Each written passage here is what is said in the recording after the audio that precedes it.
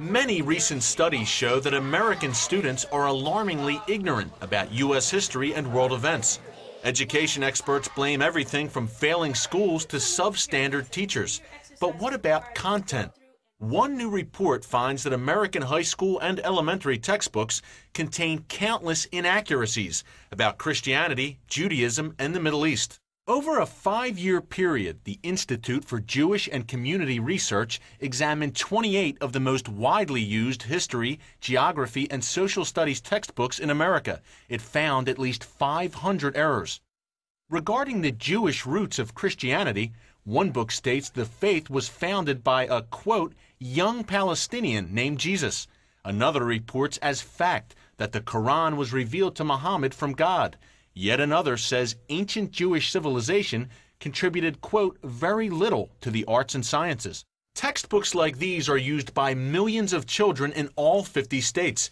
University of Arkansas Chair Sandra Stotsky has seen some of them firsthand. During her time as a commissioner at the Massachusetts Department of Education, Stotsky helped set standards for students and teachers on the K-12 level. She wrote about her experience in The Stealth Curriculum. We heard from a number of groups who were outraged because they didn't want what they called a Eurocentric version of history. They literally wanted an Islamocentric version of history, which means that you look at the world from the perspective of Islam and you don't talk about any negative aspects of Islam. After 9/11, Stotsky and the Massachusetts Board organized a special seminar for K-12 teachers to learn about Islamic history in the Middle East. Harvard University's Center for Middle Eastern Studies helped organize the seminar. Stotsky was shocked at the center's suggestions. They ranged from having students make prayer rugs, describe what it would be like to go on a Hajj, a pilgrimage, learn and memorize the 5 pillars of Islam, listen to and learn how to recite passages from the Qur'an, dress like a Muslim from a particular country. These are unacceptable practices in a public school. In fact, they would be unacceptable academic practices in any school. Harvard is one of 18 universities that receive government funding under Title VI of the Higher Education Act.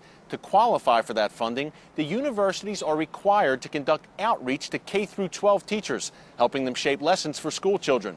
The teachers think they're getting expert insight from university scholars about Islam in the Middle East. They may be getting much more. The Saudi government has donated millions to Middle East centers at universities that receive Title VI funding. For example, the Harvard Center received a $20 million donation from Saudi Prince Al-Walid bin Talal in 2005.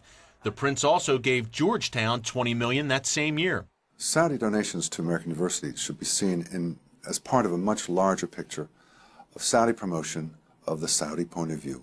Whether it be Islamic or political, the Saudis have a point of view, and they have been very clever and very generous over decades to promote that point of view. Among the textbooks the Harvard Center recommends for school children is the Arab World Studies Notebook. The book is published by Arab World and Islamic Resources, a Saudi-funded group in New Mexico. The notebook has come under fire for negatively portraying America and Israel while whitewashing Islam.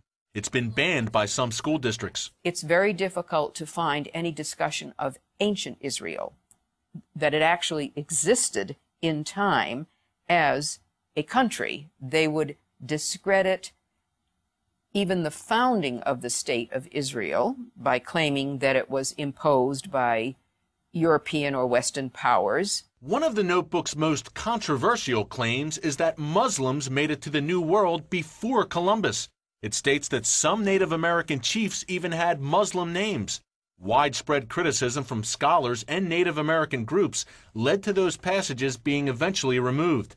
The book's author, Audrey Shabazz, did not respond to our request for an interview. You have a lot of politically naive teachers, well-intentioned teachers, who do want their students to understand more about Islamic history. Stotsky says there needs to be stronger standards against the influence of outside pressure groups. What state governments can do, which to me is the path we were taking in Massachusetts, is to make sure that the standards that you create for a subject have been thoroughly vetted by first-rate scholars and a range of first-rate scholars. The battle over Title VI has also reached Capitol Hill.